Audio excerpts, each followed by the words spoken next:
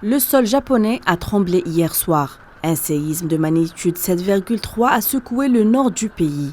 Bilan, 4 personnes tuées et plus d'une centaine de blessés. L'alerte tsunami qui avait été annoncée dans la nuit a finalement été levée ce matin. Les éventuels dégâts matériels sont en cours d'évaluation. Le tremblement de terre a fait s'effondrer des pans de maisons, ouvert des fissures sur des autoroutes et renversé des étalages dans des magasins. C'est vraiment ironique. Il y a exactement un an, nous avons également connu un tremblement de terre de même ampleur. Je pense qu'il nous faudra environ un mois avant de redémarrer l'activité. Nous devrons déplacer tous les produits ailleurs et réparer le bâtiment. Le séisme qui s'est produit a été fortement ressenti à Tokyo et a privé d'électricité pendant plusieurs heures plus de 2 millions de foyers autour de la capitale.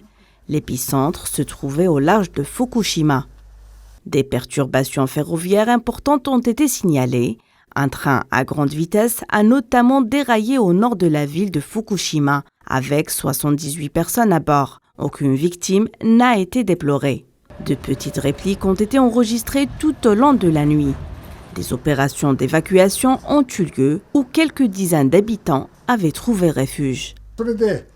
Je viens de me rendre au centre d'évacuation et de demander des bâches bleues pour couvrir le toit de ma maison.